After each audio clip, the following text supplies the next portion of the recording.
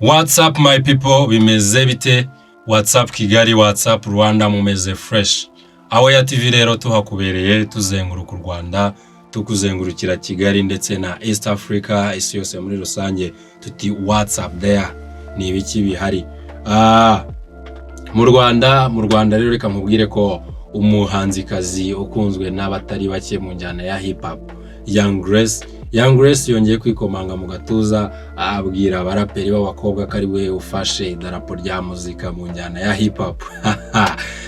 Ibi rero ni ibintu Young Grace yagarutseho amaze gusohora EP ye nshyashya yise Virus rero akaba Young Grace agiye kuhatwika. Iyi ni EP igizwe n'indirimbo enye nshyashya kandi zose zagiye zikorwaho n'abantu abaproducer bakiri bashya mu muziki rwose bafite amaraso ashyushye, harimo nka Logic Hit, Loda, Prince Kids na Razor Beats. Abakaba ari abantu bayikozeho kandi hakaba nanone hari indirimbo zimwe mwitonde. Uyu mwana w'umukobwa ugarutse n'amashagaga, hari indirimbo yakozeho afashijwe na mwanafunzi benshi muziho ubuhanga budasanzwe mu gukora ibyegeranyo n'inyandiko. Hari indirimbo nyinshi yagiye afashaho Young Grace rero kwandika ama introduction, indirimbo nyinshi ziri kuri iyi EP.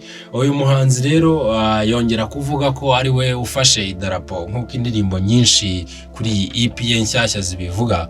Avuga ko ari we ufashe idarapo rya hip hop kubera ko abahanzikazi batangiranye muri iyi njyana barimo Sine, barimo Oda Pasi, bisa nkaho batari gukora muri iyi minsi kandi ntabwo yabeshye. Ariko nanone nubwo yikomanga mu gatuza, Young Grace ntabwo yabaye umuheza nguni ngo avuga ko bimushimishije.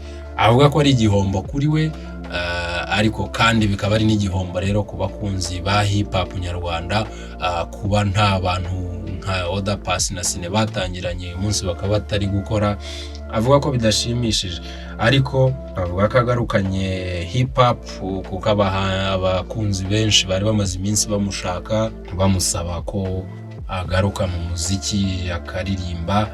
Yasohoye rero injyana kandi ya hip hop yifashishije umwe mu basore ukizamuka witwa The Nature, muramuzi.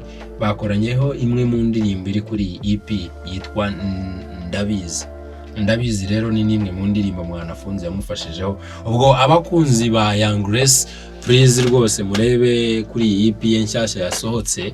Ndabona hano ifite cover iteye ukuntu. Young Grace huzo ni cover yambaye nk'umudoctor, umenya ari uje kuvura hip hop, gusa yambaye ukuntu yambaye cover ukuntu yambaye kuri cover iri kuri iyi EP biratangaje kuko yambaye itaburiya gusa. Uyu mumama rero w'umwana umwe, imyanya imwe yo mu gituza ntari buvuge, isa nkaho iri hanze gusa yakinzeho akaganza. Hanyuma afite selenge mu kinyarwanda, sinzi uko babyita, kera twajyaga tubyita kari igitori, ino itera urushinge irimo umuti. Menya agiye kutuvura. Ariko imyambarire iri hano mumbabarire muze kureba, gusa muze kureba iyi EP kuko yavuze ko Young Grace yavuze ko azasohora video amaze kubona indirimbo abafana bakunze maze abariza heraho. Ubwo rero mugomba kuzireba mukereka urukundo mama wanyu, mukereka urukundo mama wa hip hop, hanyuma nawe akabakorera ama video. We yari Young Grace. Naho rero ejo bundi mu Rwanda habaye igitaramo mpuzamahanga, Rwanda Rebirth Celebration Concert, cyari cyatumiwemo The Ben nk'umushyitsi mukuru. Abahanzi benshi bararirimba bicika, Beka Arena irakubita iruzura. Abantu batariyo nagira ngo mbabwire ko byari special, byari amazing. Abahanzi nka Bushari, Marina, Bwiza n'abandi barakubise kabisa, ibintu biraryo. Ariko umuhanzi Kenny Soul bitunguranye yagombaga kuririmba ari kuri list ariko biranga. Kenny Soul rero ubwo Mustino yamuhamagaraga ku rubyiniro, Kenny Soul wari uri mu bafana inyuma yanze kunyeganyega yanga no kubuja. Abantu bavuza karuru barishima bagira ngo hari ibyo yateguye, ariko biza gufata ubusa. Mu rwego rwo kwiyeranja, DJ Phil Peter wari uri kuvangavanga imiziki abaramanutse afasha akanya ahita agaprofita nk'umusaza abakubiseho amata. Indirimbo ye yaririmbanye na Soshomura. Ako kanya Anita Pendo nawe mushyushya rugamba wacu wamamaye abaraje akubiseho ahamagaye Marina. Bihita bikomeza gutyo, ntawamenye ngo byagenze gute, ariko nyine wari umwanya wa Kensol. Ntago biriwe bajya mu bintu byo kwihanganisha abafana ngo murumva murabona oya, bahise bahamagara ibintu biba direct. Gusa nyuma uyu muhanzi Kensol yaje gusohora ubutumwa rero ku mbuga ze nkoranyambaga, avuga ko impamvu atigeze aririmba ari uko yanze agasuzuguro. Kensol rero nawe uri umwe mu bahanzi bakunzwe kandi bafite indirimbo nyinshi nka Say My Name n'izindi mugiye muzi zakunzwe, Say My Name, Forget, Jolie, Haso. Yanze rero kuririmba ku gasuzuguro kuko avuga ko abateguye irushanwa akenshi bateguye iki gitaramo akenshi bajya bagira defo yo gusuzugura abahanzi. Avuga rero ko hari kenshi abahanzi bajya banga kuririmba ariko atari imyitwarire mibi nk'uko benshi bahita babisobanura, ahubwo hari igihe rwose aba ari ibibazo abantu bakabasuzugura ngo bakabafata nk'aho wenda kujya ku rubyiniro ari faveri babagiriye, bakibagirwa ko ari akazi kabatunze mu gihe bo bashaka kubyibushya imifuka yabo. Uyu Kensol rero yavuze ati rwose David Bayingana, niba ushobora gukora ibintu nk'ibi, uri umunyamakuru, uri umuntu umaze igihe muri aka gakino, bigaragaza ukuntu rwose iyi industry yacu ifite ibibazo. Nawe surumva niba udashobora kunyishyura ngo turirimbe ukaza guforosa team ngo bafate telefone yawe nk'ingwate ngo nturaza kutwishyura. Kensol avuga ko rero ibyo bintu yabibonye kenshi, yabibonye kera kandi yanze kuririmba bishaka. Tekereza ko The Ben wari watumiwe nk'umushyitsi mukuru agomba kumenya uko byakagenze. Avuga ko kandi atazongera kwemera agasuzuguro. Uyu ni Kensol rero ubwo turaza kumenya uko biza kugenda, kuko yaba David Bayingana n'abandi bafatanyije gutegura nta n'umwe wigeze avuga icyo cyo cyose gifite aho gihuriye n'iyi nkuru. Tugiye gatoya muri Tanzania, mu minsi ishize umuhanzi Diamond Platnumz Simba mwenyewe umugabo ariko kuko ni ikirangirire. Diamond Platnumz mu minsi mike ari mu bahanzi bakunzwe cyane muri Afurika ndetse no ku isi. Mu minsi mike yahishuye yuko yaguze indege bwite. Wow!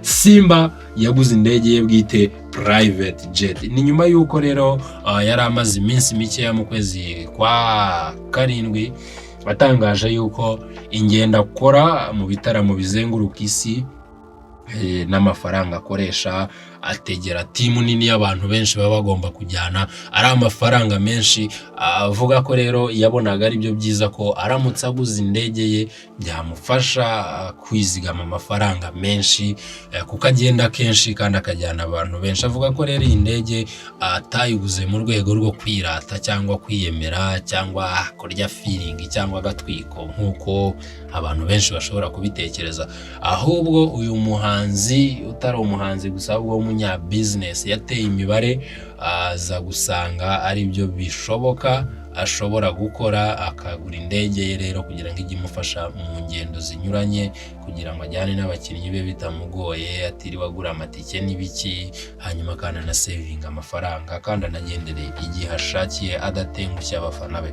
Iyi ndege rero niyo yanakoresheje ejo bundi ubwo yavaga South Africa akerekeza muri Kenya aho yari afite igitaramo we n'umukobwa we bajyanye.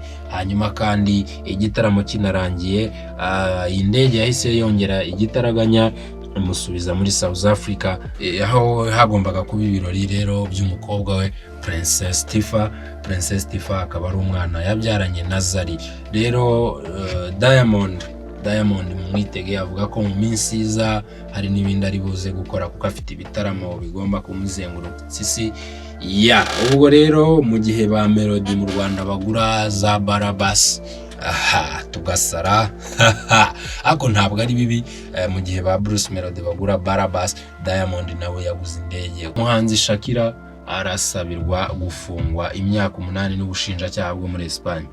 Ubushinjacyaha bwo muri Espagne rero burashinja uyu muhanzikazi w'icyamamare kuba ngo yaranyereje imisoro igera ku myaka 2 kuva mu mwaka wa 2012 kugera mu mwaka wa 2014 ngo ntago yigeze yishyura imisoro kuko icyo gihe nibwo yari yimukiye muri Espagne, ariko ngo agakomeza kwibaruza nk'umuntu utahatuye, akibaruza nkaho yabaga mu gihugu yaravuyemo mbere. Hanyuma rero Shakila we avuga yuko yakomeje kugorwa n'ibyangombwa aricyo cyatumaga yibaruza nk'utahatuye.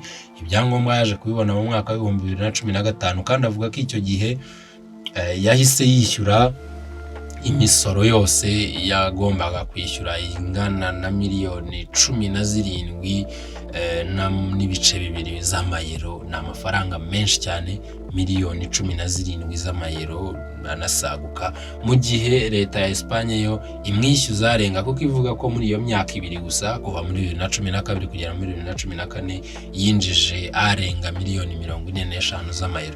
Ni ibintu rero bitaravugwaho rumwe, kuko uyu muhanzikazi wavuga ko atekereza ko nta mwenda n'umwe yari afitiye leta cyangwa yakagombye kuyigirira, ko nta kibazo na kimwe afite. Naho leta yo ikaba yamushikirije ubushinjacyaha kandi kabisaba ko bukurikirana neza iki kirego, kuko yabikoze nkana yigira umuntu utahatuye. Umuhanzi Shakila rero reka twizere ko biri buze kumugendekera neza. Ikiganiro ni WhatsApp Day, aho tugenda tukubwira ibintu bitandukanye bigenda bibera hirya no hino ku isi.